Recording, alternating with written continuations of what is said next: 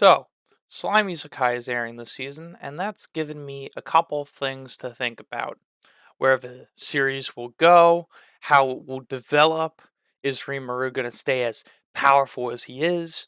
Which made me think of other characters in anime who have a lot of power and like how they're written in their stories, and if it will follow a similar format, which it's seeming to so far. So, what's been happening in the story so far, without spoiling anything, is in this second season, it is starting to shift focus away from Rimuru as a main protagonistic character. He's becoming tertiary to main story, out of it completely. Not dead or dying, but just temporarily separating him from the main events that are going on, which is probably a good choice in the writing perspective. Getting someone who's so powerful out of the main story gives room for the other characters to shine, which they never really had in the first season. Like, sure, I think they're called Kaijin, the ogres who evolved with Benimaru, Shuna, and all the other Kaijin. They did stuff in the first season, but they never really had a chance to stand on their own 2 feet because Rimuru was always holding their hands or covering for them. But now they're placed in a situation where everything is on their shoulders, and it's up to them to push forward without Rimuru. Like, you can either start nerfing the main character, which I wouldn't mind. Like, there's two theories that I have on Rimuru so far. One is he is just as powerful as he is because Veldora named him. And two, um, he is not as powerful as he is, but because Veldora is inside of him, he's like uh, osmosis, like through osmosis, absorbing a lot of magic from Veldora, which is making him far more powerful than he should be. So they're either going to, when Veldora comes out, which I believe is going to happen this season, he's going to get a nerf, or he's been that powerful and he's going to just stay that way. And I hope they nerf him because I like Rimuru as a character, but he doesn't struggle. There's no real fights like in the Charybdis fight and against Malim. Like, there's clearly a level that he's at where there are still people and entities above him. But Malim is like known as like the strongest demon lord or whatever. Like, I don't even think she compares to what Rimuru can do. Like, not even close. Like, Rimuru's way down here. She's through the ceiling. And like, he's like this. Like, she's more powerful, but all he has to do is take the extra step. Um I have a couple of other theories about the series, but for now, I feel like for this episode of Anime Rambles, it's good to stick to Rimuru Tempest in its whole. So let's talk about other anime in similar veins. So first, let's talk about One Punch Man, which is a pretty different story. It's a seinen more than a shonen, but then again, I believe that's how I got reincarnated as slime has a lot of seinen elements. It's not exactly just like the main character wants to be the strongest. He wants to basically build a town or a country where people can live together in peace, which is a pretty noble goal for a protagonist, especially if you're trying to like do it strictly through peace, which Rimuru tries to do most often. Um, Saitama is a character who is going through basically a depression about being the strongest character. He's like Goku if Goku literally couldn't find any more stronger opponents and he never stopped searching. It's sad. And what's season 1 did is it focused heavily on Saitama. But after the first season, again, just like that time I got reincarnated as slime, it shifted focus onto Genos, onto oh god, what's his name? I don't want to say Goro, that doesn't sound right. The hero hunter guy. Oh god, I like his character so much. How am I forgetting his name? Is it Goro? I don't know, something like that. And then onto all these smaller characters for our arc, onto King, onto these interesting, like, weaker characters, because Genos is almost the best shonen protagonist in One Punch Man, because he's got that drive. He wants to avenge his family. He wants to push to get stronger. He wants to reach Saitama's level. I don't think it's ever going to happen, but it is interesting to watch him on his journey that is parallel to Saitama's journey. Watching Saitama's obviously a lot farther ahead than Genos, but Genos is trying to catch up at his own pace. Um, and shifting the story to the side characters keeps it fresh and interesting, because with Saitama, sure, it's the fights are all funny, but there's never any stakes. But when Moomin Rider is on screen or when Genos is on screen, like, these fights could legit kill people. Like, some of these characters might not survive. Saitama can't be everywhere at once, no matter how strong he is. But with the strife and struggles of these smaller tertiary characters, we can watch the story through their eyes and see how strong Saitama is in the world compared to these weaker characters, and we can get a sense of, like, the real dread in this world through their eyes as someone who could die in every situation they're in.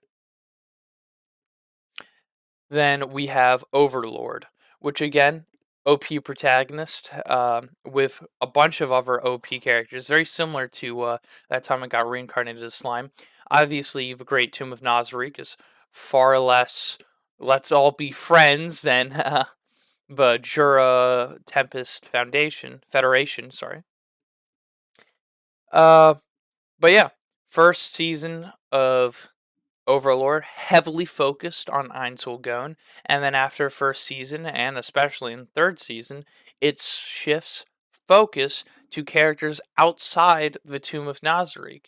It switches focus to the Lizardmen, that group of adventurers that got killed in Nazarick.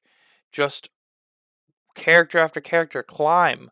Um, the headmaster sword guy, and it's just going from their stories over to how they're perceiving the threat of Nazarick in their world currently.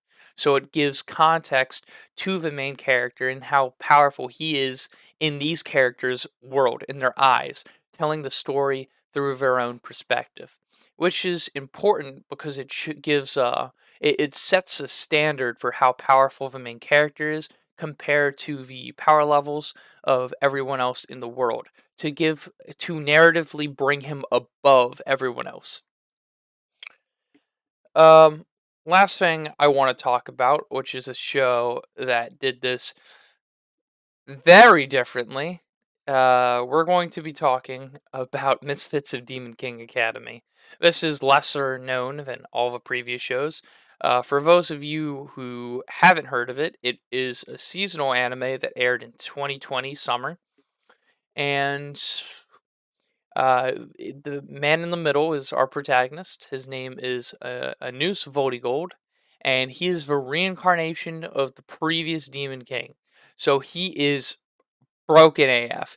He is, like, so overpowered in his own world. None of the characters can even scratch him. He is Saitama levels. Like, just no fucks given.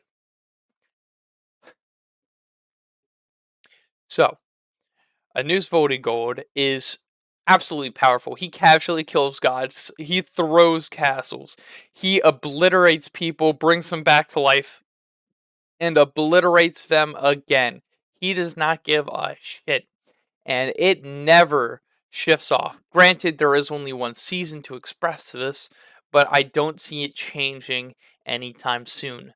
They haven't developed enough tertiary characters to shift the focus in a way that would make sense in the world. Um, so why is this? Why does this show? This show is garbage, but I love it. Why do I love it? Because Anus Gold has these huge over the top flexes, and it makes it really entertaining to watch. Is it a good show? No. Characters poorly developed, relationships poorly developed, World poorly built, power system ill-defined, which can be okay in certain extents. Not really in this one, where like the main character has more control over time than the god of time, and then just literally kills him with no ramifications. Uh, Narrative, it's all a mess. It's all a mess. But it's really entertaining to watch for the same reason that The Room is really entertaining to watch. You know it's trash, you know it's not great, but it is really entertaining. And this is a decent way to tell a story, but if you want to tell a good story with good characters, good narratives, you need to give the characters the time to shine. And typically in normal shonen like Naruto, Bleach, or Hunter x Hunter, these three shonen, all the main characters are at similar levels to each other. Not the same, but similar. Like if Naruto is in a fight with Rock Lee, you know that they will be able to help each other out almost equally. Having another person with them is going to enhance the fight. It's not going to subtract from it. Any fight Rimuru is in with any other character, he is so high above them that he will completely eclipse and overshadow all the other characters in that fight. Also, he would also like you can't really fight with the way Rimuru fights because he is such an unpredictable fighting style. Because, he's a slime. It's kind of his gimmick. But because of this, in fights with the main character, none of the other characters get a chance to stand out or shine. Which means you have to take away the main character from the story for at least a short time to give the other characters a chance to develop, to shine, to really show what they're made out of. If you have the main character even watching the fight and just not intervening, he seems like an asshole. And unless that's his character, which it's not for Rimuru, he would always try to intervene and save someone. Uh, it just won't work because, well, if my big boss is standing right behind me, I know I'm not in any real danger, so I can just sit back and relax. Because even if you like are starting to win, he's just gonna cut you down. It just makes it it makes it stale after a point, which is why I'm glad that they're doing what they're doing. Which is, exactly what they did in Overlord, which worked really well. It's why people are still interested in the series.